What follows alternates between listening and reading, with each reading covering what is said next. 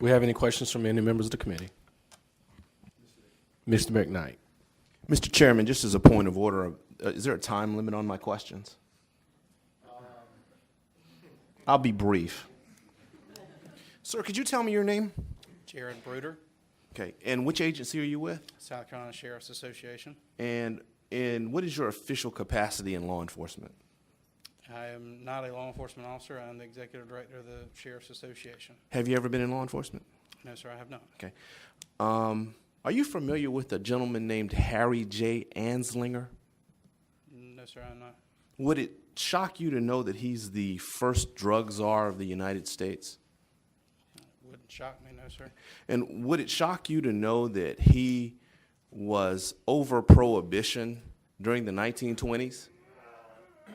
Wouldn't shock me, no, sir. Would it further shock you that in 1929, when the United States finally abolished the Volstead Act and allowed the sale of alcohol, that he then went on a crusade to make marijuana illegal?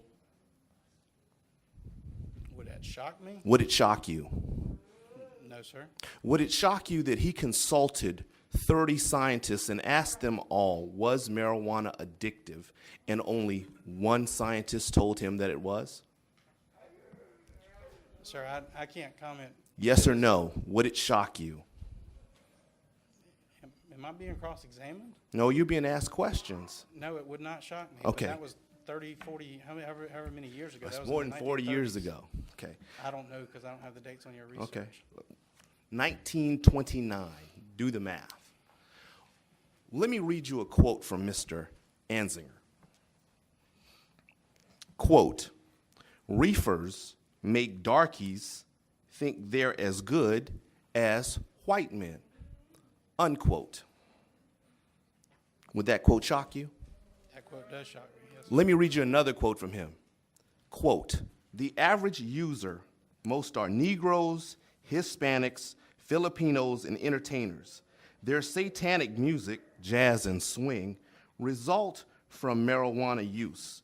This marijuana causes white women to seek sexual relations with Negro entertainers and others. End of quote. Would that shock you? Sure, yes, sir. Would it also shock you that he used an example of reefer madness to be a gentleman named Victor Licata, who was accused of using an axe to murder his family? I'm not sure I understand that line of question. Would it also shock you that after they examined Mr. Licata, there was absolutely no proof of him using marijuana and that he was, in fact, mentally ill? Again, I'm not sure I follow your line of questioning, sir. Can you tell the people in this room that are about to testify how marijuana has helped their health conditions, that marijuana has no medicinal value? Sir, that's not my responsibility. That's the responsibility of the FDA and the DEA, and they have done that in 2016. They have. And didn't you just say that there's no evidence of marijuana's medical value, quoting what you read on your iPhone? Yes, sir. I read exactly from the statement that came from the DEA. Okay.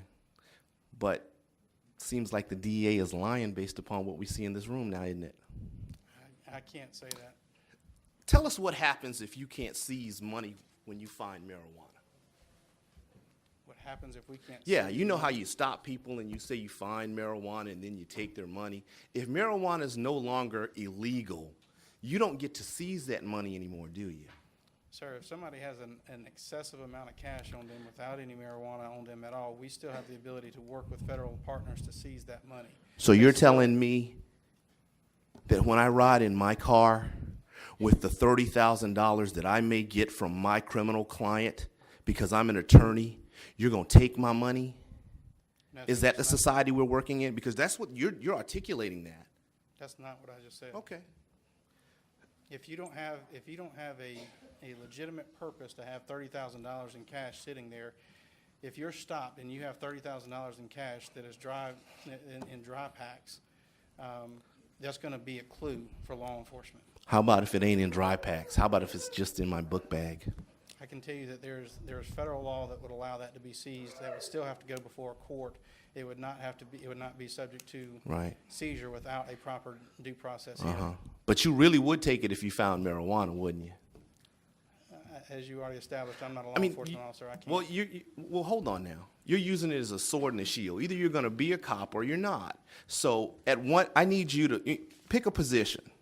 So either it's going to be illegal if you find marijuana, or it's not. I'm asking you, what's the financial ramifications? Oh, let's tell you what. Let's stop.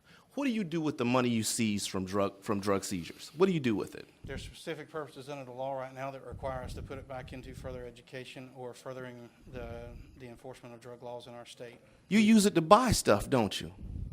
If it's pertaining Guns? to drug enforcement, yes, sir. You use it to buy the vests, all that have. cute Velcro stuff y'all wear on the side of the road. Y'all buy that with drug money, don't That you? cute Velcro stuff that saves people's lives, yes, sir. Right. But if you didn't have marijuana, the big boogeyman anymore, you couldn't do that now, could you? This isn't about a big boogeyman. This is about us trying to protect the public, which is what our job is. Right. We're there to protect and to serve. Let me ask you this, but you wouldn't know this question. Ask your friends in law enforcement, how many people high on marijuana go into their mama's house, take the TV, and sell it for marijuana? I'll tell you what that answer is going to be. Probably zero. Okay. What's going on in Myrtle Beach right now? What do we have? What kind of epidemic do we have? Opiates. And what's it cost from? Schedule II opioids. Right. And those people, a lot of them became addicted to prescription pills, did they not? Yes, sir. And a lot of those people are suffering from chronic pain, are they not? Yes, sir. And if they had available to them something like cannabis, then we necessarily wouldn't have an opioid epidemic in Myrtle Beach and along the coast now, would we? I want to make it clear again. the I Sheriff's- asked, sir, And I'm answering your question. it's a yes or no, and then you can explain. The Sheriff's Association is not opposed to something that is vetted properly through the FDA based on the cannabis product.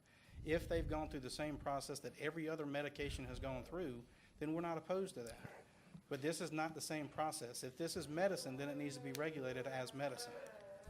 So you wouldn't be opposed to this committee allowing the use of medicinal marijuana with the purposes of it being dispensed by licensed pharmacists and/or Licensed pharmacists cannot dispense a Schedule I narcotic. So in order for what you just said to happen, the federal government would have to take action. Okay. And if the federal government takes action to do something about that, Sheriff's Association is not going to stand in the way. But what if we decide that we're going to spell out medicinal ways for South Carolina residents to receive marijuana? Would you be against that? I would be against that because it's Why? It's still federally illegal. But you don't work for the feds. I don't Do work for you? the state either. No, sir. Okay, so you work for the South Carolina Sheriff's Association. Yes, sir. And help me if I'm wrong. We got 46 sheriffs, correct? Yes, sir. And they all are employees of South Carolina, are they not? No, sir. They are elected officials. They're But not they employees get of the state. paid by state funds, do they not? No, sir. They do not. They get paid by their counties. Okay, but they get paid from money from South Carolina, right? They get paid by money that comes to their counties from their respective bodies. Some That- of that may come from the local government fund, but it's not directly. It doesn't come from the federal government now, does it? It comes from whoever does business inside their county. Okay. All right. Whoever How pays much taxes money on did you property guys tax. make last year seizing narcotics money? And of that, how much of it was marijuana? You guys being all sheriffs or law enforcement? Sheriffs. I don't have a clue. I could go back and try to find out based on the percentages that are remitted to the state, but I don't have a clue. Can you give me an estimate? Millions? I don't want to speculate. I don't know. Mr. Mr. Chairman, pardon me. What you essentially have here is the need for a boogeyman. And the boogeyman is marijuana. And if that boogeyman goes away, then we don't have what happened to that young man in the upstate where he gets killed in the parking lot of Hardee's. You don't have, potentially, people on the beach dying 20 plus a month because the only relief they can get from pain is an opioid that's synthetic. So what you have, Mr. Chairman, quite simply is this.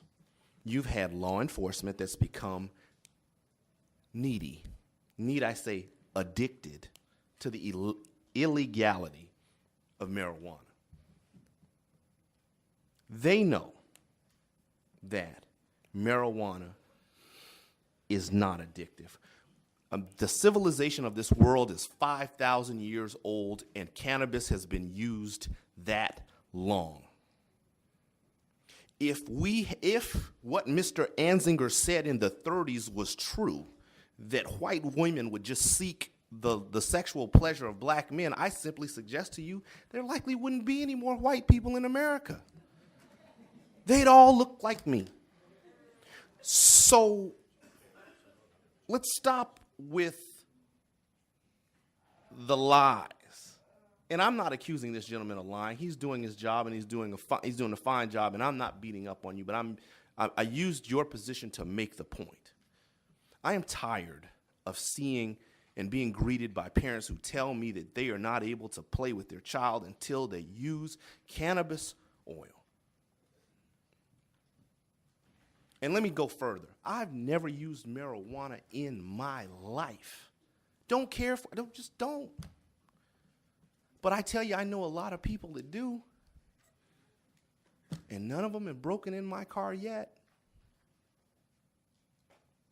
I appreciate the job that law enforcement does. I am not anti-law enforcement. You gentlemen do a great job, a thankless job for peanuts. But it is not fair that we have created this boogeyman that's non-existent. Thank you, Mr. Chairman.